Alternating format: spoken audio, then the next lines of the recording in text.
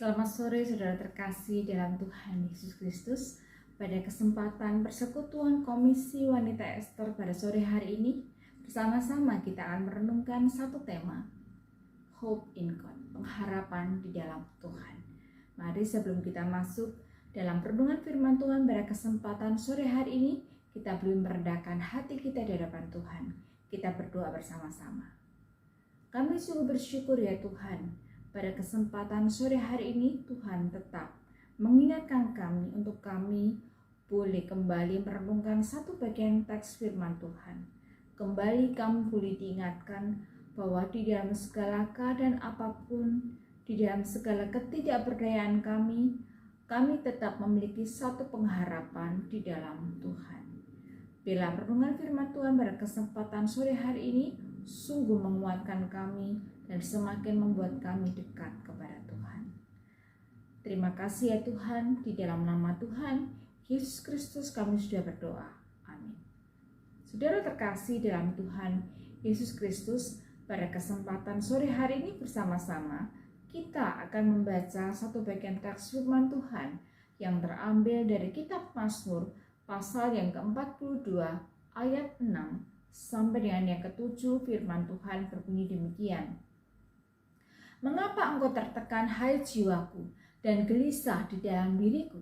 Berharaplah kepada Allah, sebab aku akan bersyukur lagi kepadanya, penolongku dan Allahku.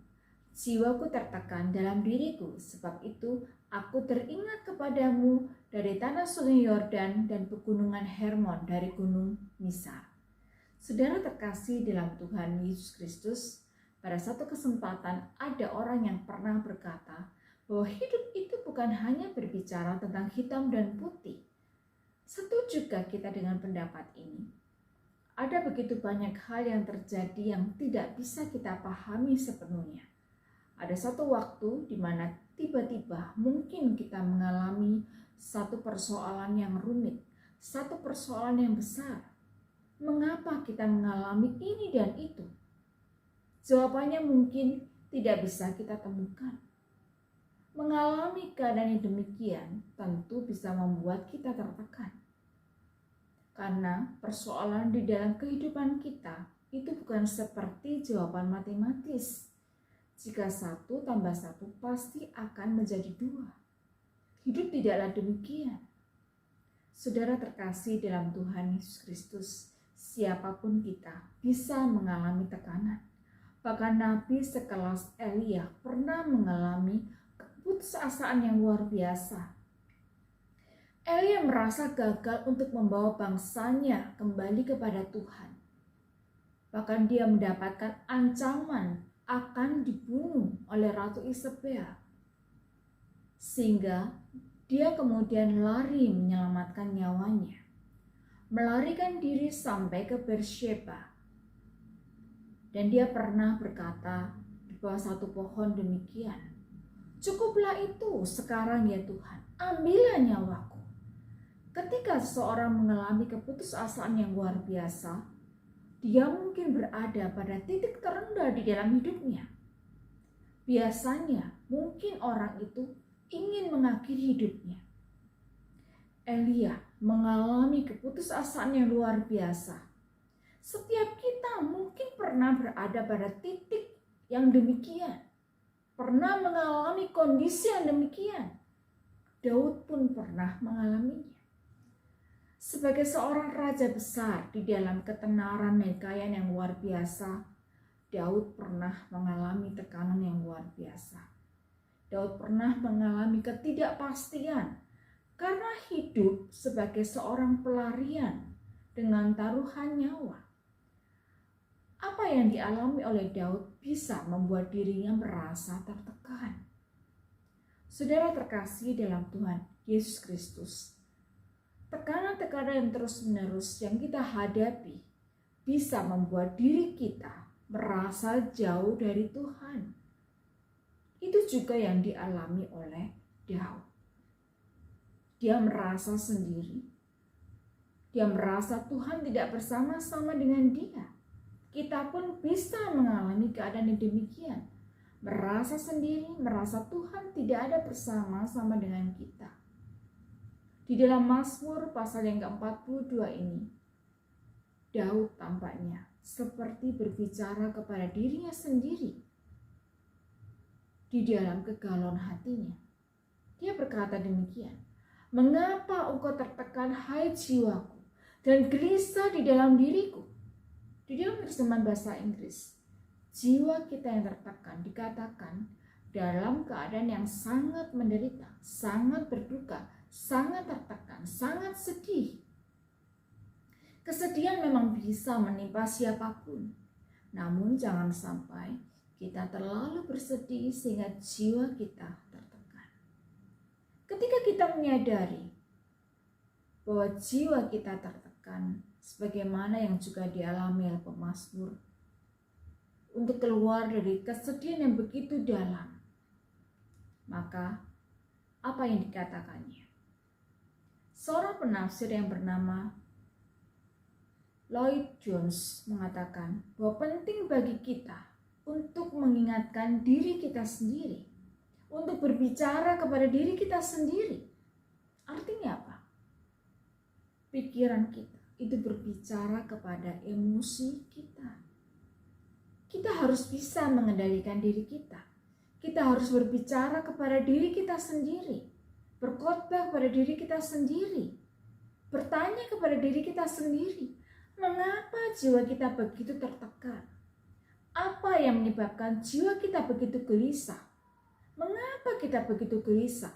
Bukankah kita seharusnya memiliki alasan untuk berbesar hati?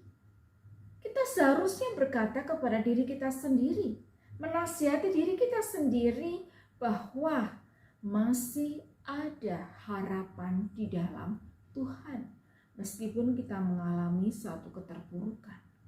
Katakan pada diri kita sendiri, katakan pada jiwa kita, berharaplah kepada Tuhan, masih ada harapan di dalam Dia.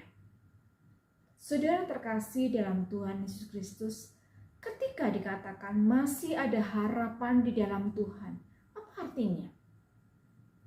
Kata yang diterjemahkan dengan harapan menunjukkan bahwa harapan itu didasarkan pada iman kepada Tuhan dan yang menuntun jiwa kita untuk terus menantikan Tuhan.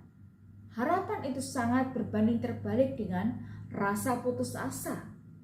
Keputusasaan itu adalah satu perasaan bahwa tidak ada harapan dan bahwa kita tidak dapat melakukan apapun untuk memperbaiki situasi yang sulit atau mengkhawatirkan di dalam keadaan kita yang mungkin sulit untuk kita pahami.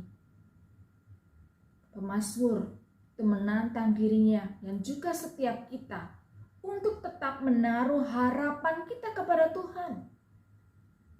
Mari letakkan harapan kita kepada Tuhan. Tidak ada harapan yang abadi dalam hal lain apapun di dunia yang penuh dosa dan gagal ini. Tidak akan pernah ada selain di dalam Tuhan. Berharap kepada Tuhan. Itu artinya mengingatkan kepada diri kita masing-masing bahwa ada satu kepastian yang begitu besar. Kepastian di dalam Tuhan. Karena Tuhan itu tidak pernah berubah. Dia tetaplah Allah. Dari dulu, sekarang, dan sampai selamanya. Saudara terkasih dalam Tuhan Yesus Kristus, di dalam segala ketidaktahuan kita, di dalam ketidakmengertian kita, di dalam ketidakberdayaan kita, mari kita tetap menaruh harapan kita kepada Tuhan. Letakkan harapan kita kepada Tuhan.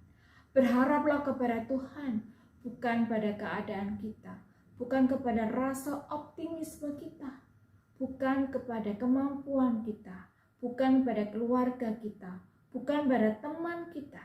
Sadari bahwa betapa Tuhan itu sudah mengasihi saudara dan saya.